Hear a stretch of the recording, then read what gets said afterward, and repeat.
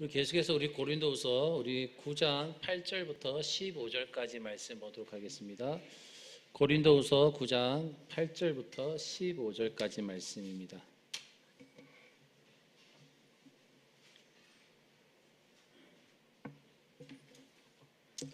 다 같이 한 절씩 우리 서로 교독하도록 하겠습니다. 하나님이 능히 모든 은혜를 너에게 넘치게 하시나니 이는 너희로 모든 일에 항상 모든 것이 넉넉하여 모든 착한 일을 넘치게 하게 하려 하심이라.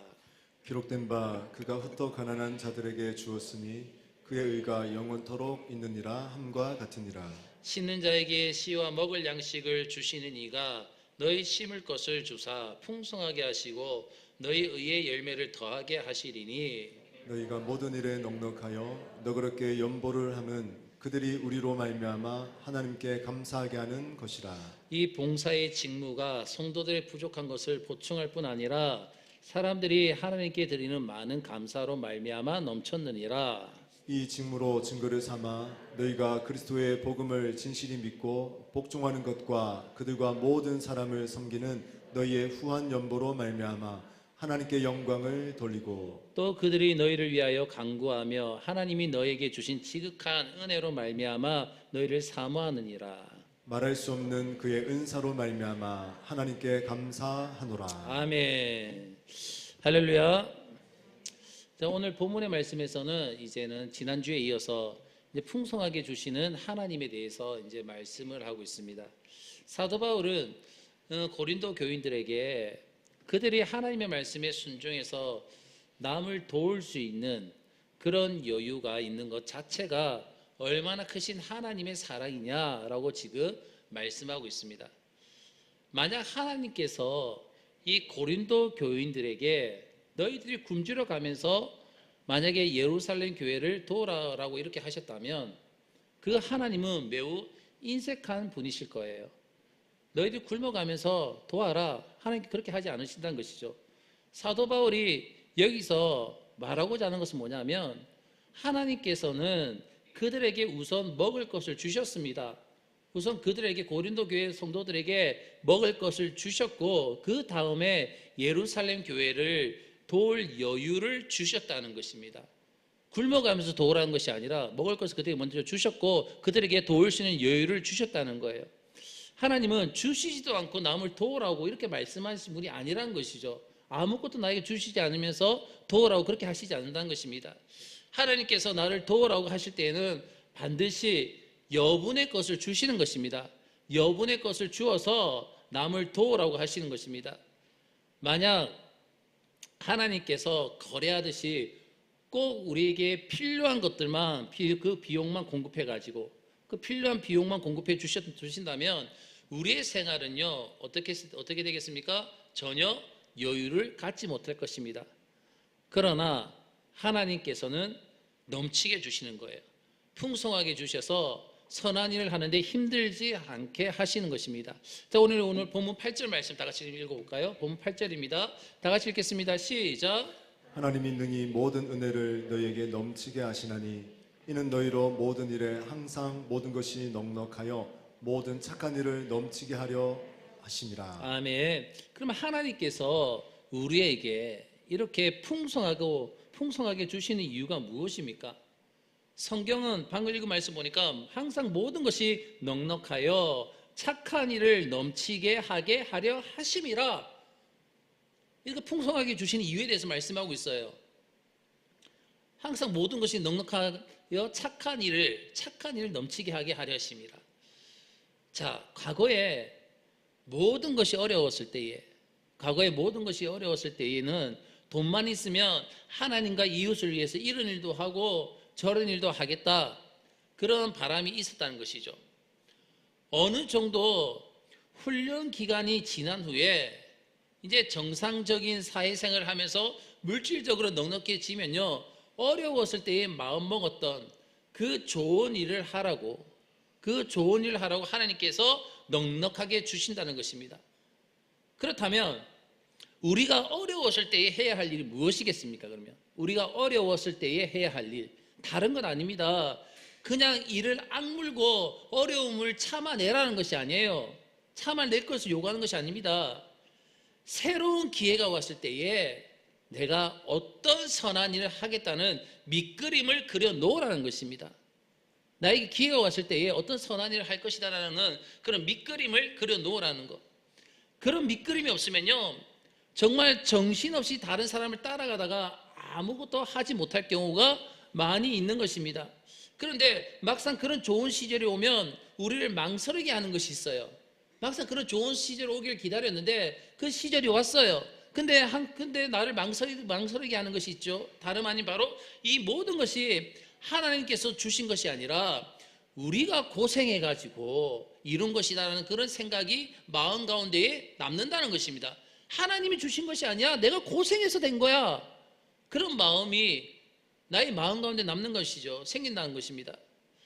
그리고 그냥 남에게 주면 자신이 손해본다는 생각이 드는 거예요.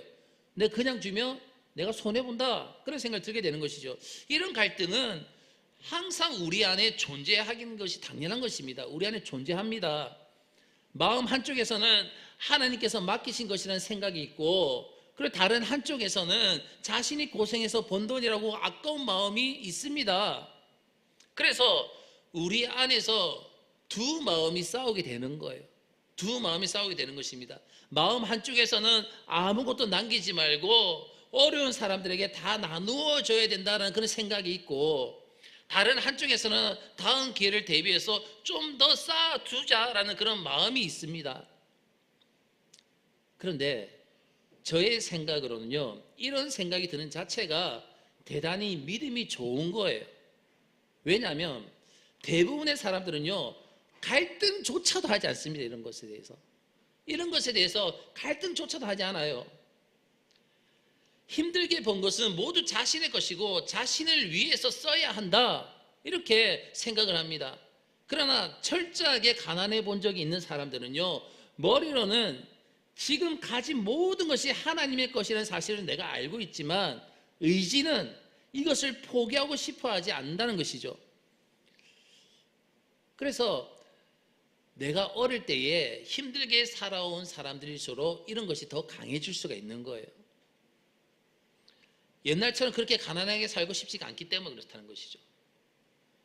그것에 대해서 사도 바울은 이렇게 말씀하고 있습니다. 사도 바울이. 자, 9절 말씀 볼까요? 9절 다 같이 읽도록 하겠습니다. 시작. 기록된 바 그가 흩어 가난한 자들에게 주었으니 그의 의가 영원토록 있느니람과 같으니라. 아멘. 이 말씀은 시편 112편 9절 말씀, 시편 112편 9절 말씀을 그대로 인용한 말씀인데, 112편 9절 말씀 보면 저가 재물을 흩어 빈궁한 자에게 주었으니 그 의가 영원히 있고 그 뿔이 영화로이 들리로다. 112편 9절 말씀 그대로 인용한 겁니다. 시편에서는요, 재물을 나누어서 빈궁한 사람에게 주는 것을 영원한 의다라고 말하고 있습니다. 영원한 의다. 그러면 예수를 믿지 않아도 어려운 사람들을 많이 구제하면, 그러면 구원을 받을 수 있습니까? 예수 안 믿는 사람들 중에서도 어려운 사람들을 많이 돕는 사람들이 있습니다. 그렇죠? 많은 물질을 투자해서 돕는 사람들이 많이 있어요. 그러면 그 사람들은 이렇게 많이 구제하면 구원을 받을 수 있을까? 여러분, 그렇지 않습니다. 구원에 대한 의의는요, 칭의라고 하는데, 이거는 예수 그리스도의 피가 없이는 절대 이루어질 수가 없는 것이 바로 구원인 것입니다. 그러나 시편에 나오는 의의는요, 하나님의 뜻대로 행하는 것을 말하는 것입니다. 하나님께서 우리를 구원하신 목적은 자신을 위해서 많은 것을 모으라는 것이 아니에요. 나의 이기적인 것을 위해서 많은 것을 모으라는 것이 아니라 다른 사람들에게 사랑을 실천하라고 하시는 것입니다. 다른 사람에게 사랑을 실천하라고 하신 것. 우리의 삶을 통해 가지고 얼마나 많은 사람들이 행복할 수 있느냐 하는 것이 바로 하나님 앞에서 의이고, 이것이 바로 상급이라는 거예요. 가난한 사람을 구제하는 것, 가난한 사람을 구제하는 데는요, 두 가지의 경우가 있습니다. 하나는 신앙이 없지만 다른 사람이 불쌍해서 도와주는 경우고, 다른 하나는 하나님을 믿는 사람이 도와주는 경우인 거예요. 신앙이 없는 사람이 가난한 사람을 돕는 것은요, 이것 또한 하나님께서 주신 마음입니다. 하나님께서 주신 마음이에요. 이것은 일반 은총이란 것이죠. 일반 은총으로 하나님은 신앙이 없어도 선한 마음을 주셔서 남을 돕게 하시는 것입니다. 일반 은총을 통해 가지고. 물론 이런 사랑도 하나님께 순종하는 마음인데 그렇다고 해서 이들에게는 영생이 선물로 허락되는 것은 아닙니다. 이들에게는 영생을 선물로 주시지 않습니다. 그 다음으로 하나님을 믿는 사람이 어려운 사람을 돕는 거예요. 이때는 하나님께서는 마음속에 상당한 부담감을 주시는데 어떤 사람을 돕지 않으면요 마음이 아주 불편해지는 거예요. 내 마음이 아주 불편해집니다. 빚이 있어도 정말 어떻습니까? 갚지 않으면 부담이 있잖아요. 맞죠? 빚이 있는데 빚이 있으면 갚지 않으면 부담이 있는 것 되는 것처럼 마음이 아주 불편해집니다. 그런데 그 마음에 순종하면 어떻게 됩니까? 그 마음에 순종하면 상대방은 우리를 통해 가지고 하나님의 도우신 손길을 느끼게 되는 거예요. 나를 통해서 하나님의 도우신 손길을 느끼게 되고 우리는 하나님의 손에 사용되어지는 것입니다. 하나님께서는 우리를 사용하고 싶어 하시는 거예요, 여러분. 자꾸만 우리를 통해 가지고 하나님께서 사용되기를 원하십니다. 그래서 하나님의 뜻에 사용되었을 때에 그것을 우리의 의라라고 부르면서 그대로 하나님의 생명책에 그대로 기록이 되는 것입니다. 하나님 앞에서 중요한 것은요, 우리가 그분의 뜻에 따라서 바르게 사용되는 거예요. 나의 생각대로가 아니라 나의 계획대로가 아니라 그 하나님의 뜻대로 우리가 사용되어지는 것, 바르게 사용되어지는 것. 하나님께서 이 사람에게 가라고 하면 가고 이것을 주라고 하면 주면 됩니다. 하나님의 말씀을 전하고 정말 하나님의 도움을 전달하면요 하나님의 위로와 정말 책망을 하는 것이 바로 의라는 것이에요. 그런 거 있잖아요. 이런 경우가 있었습니다. 뭐냐면 저에게 어떤 한 분을 계속 도우라는 그런 마음의 감동을 주십니다. 그런데 하필이면 제 지갑 안에는요 10,000원짜리가 없어요. 하필이면 그때 좀 단위가 있는 돈들이 있어요.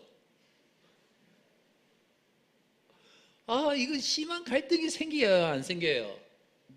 생기는 거죠. 이걸 어떻게 하나.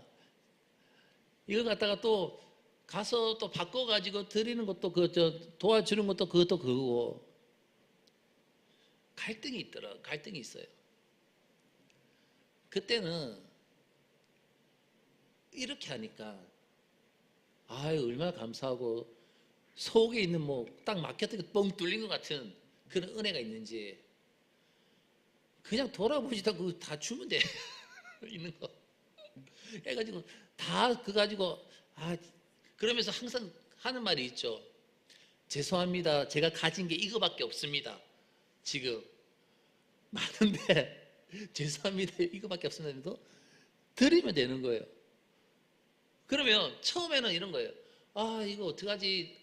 큰 금액밖에 없는데. 그러면 갈등이 생기다가 거기에 그래 순종해 그거 있는 거 보지 않고 지그시 눈을 감고 죄송합니다. 내가 이거밖에 없습니다 하고 돌아선 순간에 내 마음에 주신 그 기쁨과 감사함이요. 그게 내가 들고 있을 때보다 이게 훨씬 더 큰 거예요. 이게 은혜가 더 넘치더라는 것이죠. 갈등이 생길 때 내 지갑에 갈등이 너무 큰 게 있어가지고 갈등이 생길 때에 저를 주십시오. 주변에 어려운 사람이 있으면요 그냥 주 성령의 감동대로 하시면 되는 거예요. 거기에 순종하면 항상 부딪히기 마련이에요. 내 마음 가운데는. 자, 우리 계속해서 10절 말씀 볼까요? 10절 다 같이 읽도록 하겠습니다. 시작. 심는 자에게 씨와 먹을 양식을 주시는 이가 너희 심을 것을 주사 풍성하게 하시고 너희 의의 열매를 더하게 하시리니. 아멘. 여기서 하나님께서 아주 중요한 말씀을 하십니다. 바로 농사를 지는 사람에게는 먹을 양식과 씨를 주신다는 거예요. 먹을 양식과 씨를 주신다. 만약 하나님께서 양식만 주고 씨를 주시지 않거나 아니면 씨만 주고 양식을 주시지 않는다면 그들은 계속해서 어때요? 농사를 지을 수가 있어요, 없어요? 없습니다. 농사를 지을 수 없는 거예요. 미천이 떨어지면 남는 것이 없기 때문에 그렇습니다. 그런데 하나님께서는 양식과 씨를 함께 해주셔서 이 사랑의 샘이 마르지 않게 하신다는 거예요. 여기 보면요, 의의 열매를 더하게 하시리니 라고 했습니다. 의의 열매를 더하게 하시리니, 하나님께서는 우리를 한 번만 사용하신 것이 아니라 필요한 것을 충전시키시는 거예요. 필요한 것을 계속 충전시키심으로써 계속 의의 열매를 맺게 하신다는 것입니다. 계속적으로 의의 열매를 맺게 하시는 것. 여기서 우리가 알 수 있는 것이 무엇입니까? 먼저 하나님께서는 우리를 망하게 하면서, 나를 망하게 하면서 남을 돕게 하시지 않는다는 것입니다. 우리가 망해버리면요, 의의 열매는 한 번으로 끝나버리기 때문에 그런 거예요. 의의 열매는 한 번으로 끝나버리기 때문에. 그래서 하나님께서는 다른 사람을 계속 도울 수 있도록 우리에게 양식과 씨를 남겨두게 하심을 여러분 믿으시길 바라겠습니다. 사도 바울은 남을 돕는 것이 씨를 뿌리는 것이다 라고 말을 했습니다. 남을 돕는 것이 씨를 뿌리는 것이다. 그렇다면 남을 구제하는 것은 반드시 열매로 자신에게 돌아옵니까? 과연 자신이 그냥 열매 돌아올까요? 자, 보십시오. 씨 뿌리는 것은 반드시 여러분 어떻습니까? 나에게 그렇게 돌아오지는 않습니다. 나갔잖아요. 그렇죠. 나간 거예요. 우리 손을 떠난 돈은요, 다시 돌아오지 않습니다. 우리의 손을 떠난 돈은 다시 돌아오지 않아요. 그런데 성경은 왜 그것을 씨 뿌리는 것이라고 지금 말씀하고 있습니까? 자, 계속해서 11절 말씀 볼까요? 11절입니다. 다 같이 읽겠습니다. 시작. 너희가 모든 일에 넉넉하여 너그럽게 연보를 하면 그들이 우리로 말미암아 하나님께 감사하게 하는 것이라. 아멘. 우리가 하나님의 뜻에 따라서 다른 사람의 필요를 채워주면, 하나님의 뜻에 따라서입니다. 하나님의 뜻에 따라서 다른 사람의 필요를 채워주면 그 사람은 그것을 하나님께서 자기를 도우셨다라고 생각하는 거예요. 하나님께서 그를 도우셨다. 그래서 하나님께 감사하고 더 큰 믿음을 갖게 됩니다. 이것이 구제의 가장 큰 열매라는 것이에요. 이것이 구제의 가장 큰 열매라는 것이죠. 우리에게는 하나님께 영광 돌리는 방법이 있습니다. 많은 방법이 있어요. 한 가지만 있는 것이 아니라 하나님께 영광 돌리는 방법이 여러 개가 있습니다. 많이 있습니다. 자신에게 주어진 사명을 끝까지 감당함으로써 하나님께 영광을 돌리는 방법이 있고, 우리에게 주신 은혜를 내가 찬양하고 감사함으로 영광을 돌리는 그런 방법도 있습니다. 이때 가장 훌륭한 방법은 뭐냐면, 아무도 모르게 어떤 사람의 어려움을 대신 채워주는 거예요. 아무도 모르게 다른 사람이 어떤 어려움을 대신 채워줌으로써 그 사람이 하나님께 감사드리는 것입니다. 하나님께 감사드리고 더욱 하나님에 대한 믿음을 갖게 되는 거예요. 예를 들면 이것입니다. 어떤 사람이 알게 모르게 힘든 상황 가운데서 하나님 앞에 그 필요 때문에 부르짖고 있었습니다. 이 환경 때문에 이것을 부르짖고 있었는데, 근데 하나님께서는 나에게 정말 저 사람을 도우라는 감동을 주시는 거예요. 그렇죠? 감동을 주셔가지고 나는 그 하나님의 감동대로 하나님 주신 마음대로 내가 순종해서 그 사람을 도왔습니다. 그 알게 모르게 도왔단 말이에요. 그러면 결국은 그 사람은 누구에게 응답을 받은 것입니까? 하나님께 응답을 받은 것을 통해 가지고 누구께 영광을 돌리는 것입니까? 하나님께 영광을 돌리게 되는 것이고, 그것 때문에 살아계신 여호와 하나님을 또 그 하나님을 향해 더 큰 믿음이 생기게 되는 것이고, 그 하나님을 더욱더 신뢰하게 되는 것이고, 그 하나님을 예배하고 찬양하게 되는 것이죠. 하나님에 대한 믿음을 더욱 갖게 되는 것입니다. 일단 우리의 손을 떠난 그 헌금은요, 다시 돌아오지 않습니다. 만약 다시 돌아온다면 그것은 우리가 어려운 상황에 처해 있다는 거예요. 그렇지 않다면 우리의 손을 떠난 헌금은 다른 사람의 마음속에 하나님께 대한 신뢰와 믿음을 만들어낸다는 것입니다. 그뿐만 아니라 도움을 받은 사람은요, 우리에게도 감사하게 되는 거예요. 그 이유는 뭐냐면 우리가 대단해서가 아니라 하나님의 뜻에 우리가 순종함으로 아름다운 일이 일어났기 때문인 것입니다. 하나님 뜻에 우리가 순종했기 때문에 아름다운 일이 일어났기 때문에, 그들이 감사하게 생각하는 것은 우리가 하나님께 순종했기 때문에 그로 인해서 그들의 마음속에 인간에 대한 신뢰가 회복되기 시작하는 것입니다. 자, 우리 계속해서 우리 12절 말씀 볼까요? 12절입니다. 다 같이 읽겠습니다. 시작. 이 봉사의 직무가 성도들의 부족한 것을 보충할 뿐 아니라 사람들이 하나님께 드리는 많은 감사로 말미암아 넘쳤느니라. 아멘.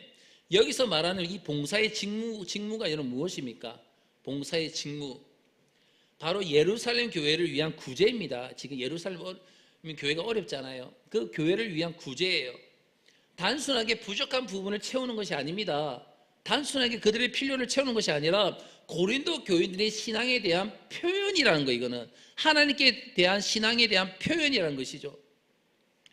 감사가 넘치는 신앙은요, 필요 이상으로 넘치게 되는 것입니다. 감사가 없고 말로만 믿는 신앙은요, 부족하게 되는 거예요. 그래서 우리 가운데에서는 늘 부족하든 넘치든 간에 우리 삶에서는 늘 감사가 있어야 될 줄로 믿습니다. 감사를 해야 되는 거예요. 결국 신앙의 정도는 헌금으로 나타난다는 것입니다. 자, 우리 13절부터 14절까지 말씀 볼까요? 다 같이 읽도록 하겠습니다. 시작. 이 직무로 증거를 삼아 너희가 그리스도의 복음을 진실히 믿고 복종하는 것과 그들과 모든 사람을 섬기는 너희의 후한 연보로 말미암아 하나님께 영광을 돌리고 또 그들이 너희를 위하여 간구하며 하나님이 너희에게 주신 지극한 은혜로 말미암아 너희를 사모하느니라. 아멘. 결국 자신에게 주어진 시간이나 돈이나 힘을 그 사람이 어디에 쓰는가 하는 것을 보면요, 그 사람의 신앙이 드러나는 겁니다. 그 사람의 신앙이 드러나는 거예요. 복음을 진실히 믿는 사람은 될 수 있는 한 자신의 지출을 줄이고 남을 위해서 많은 것을 드리는 것입니다. 남을 위해서. 결국 이런 신앙의 자세가 다른 사람에게 감동을 주어서 그들을 위해서 기도하게 되고 만나기를 사모하게 되는 거예요. 제가 지난 주일날 그런 말씀을 드린 분들이 있습니다. 어떤 분들에게 그런 말씀을 드렸어요. 뭐냐면 장학주일을 우리가 지난 주일에 지켰습니다. 장학주일 지키면서 집사님, 장학주일은 이제 장학금은 이제 집사님 가정에서, 집사님 사업터에, 직장에서 이제 이것을 갖다 감당할 수 있도록 우리 기도합시다. 다음 세대를 위해서 이 모든 것을 갖다가 다음 세대를 위해서 키워낼 수 있도록 우리 감당합시다. 그래서 저는 그렇게 할 수 있도록 저는 또 기도하겠습니다. 그런 말씀을 드렸습니다. 하나님께서 허락하신 그 재물을 통해 가지고 하나님의 작은 영혼들을 위해서 이것을 쓰임 받는다면 그것이 얼마나 하나님 앞에서 큰 기쁨이고 큰 감사고, 그 장학금을 통해서 또 열심히 신앙생활하면서 열심히 또 학업을 감당해서 하나님의 꿈을 꾸고 하나님의 비전을 가지고 이 나라 민족을 향해서 복음을 들고 나가는 그런 다음 세대들이 많이 세워진다면 그것 또한 얼마나 하나님께 감사가 되는 일이겠습니까? 우리 정관 운하교회 성도들 가운데서 그런 일들이 계속적으로 일어날 수 있기를 주의 이름으로 축원합니다. 정말 그런 일들이 계속 일어났으면 좋겠어요. 장학위원회가 설치되어짐을 통해서 그 안에서 장학위원들이 서로 이제 자신의 다음 세대를 위해서 하나님 앞에 드려가면서 다음 세대를 위해서 키워나가는 것, 그것 또한 하나님 앞에서 투자가 되는 것이죠.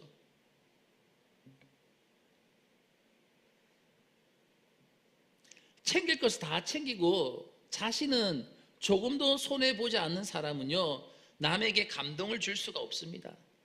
그런 신앙은 살아있는 신앙이 될 수가 없어요. 영광스러운 신앙은요, 남을 위해서 아낌없이 주어도 모자람이 없습니다.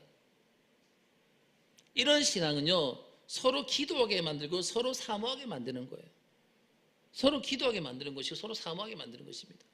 반면에 자기만 체험을 받으려는 신앙은요, 서로에 대해서 아무 상관이 없게 만드는 것입니다. 서로에 대해서. 자, 우리 마지막 15절 말씀 볼까요? 15절 다 같이 읽도록 하겠습니다. 시작. 말할 수 없는 그의 은사로 말미암아 하나님께 감사하노라. 아멘. 여기서 사도 바울이 말하는 말할 수 없는 은사라는 것이 여러분 무엇입니까? 두 가지 입장이 있습니다. 하나는 고린도 교인을 통해서 예루살렘 교인에게 은혜를 주시는 하나님의 그런 지혜와 방법이 놀랍다는 것입니다.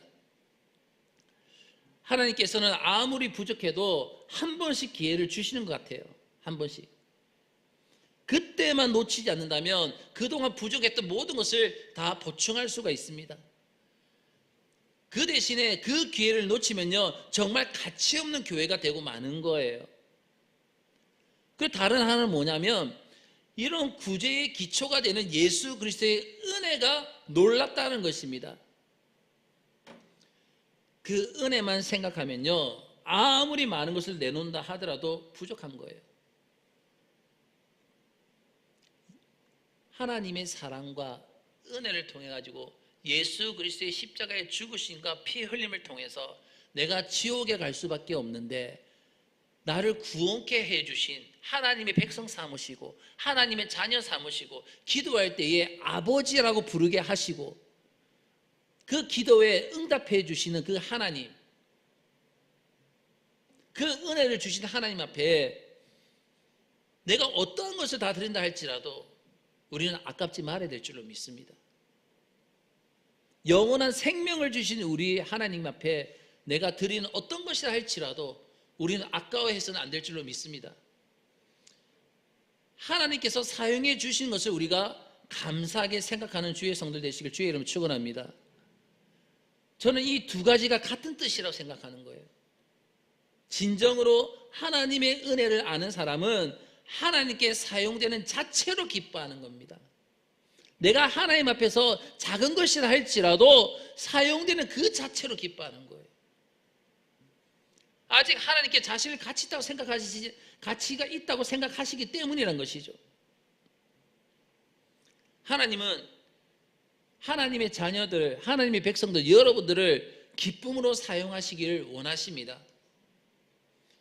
거기에 감사하시면서 우리 모두가 하나님 앞에서 기쁨으로 사용될 수 있는 주의 성도 되시길 주의 이름으로 축원합니다.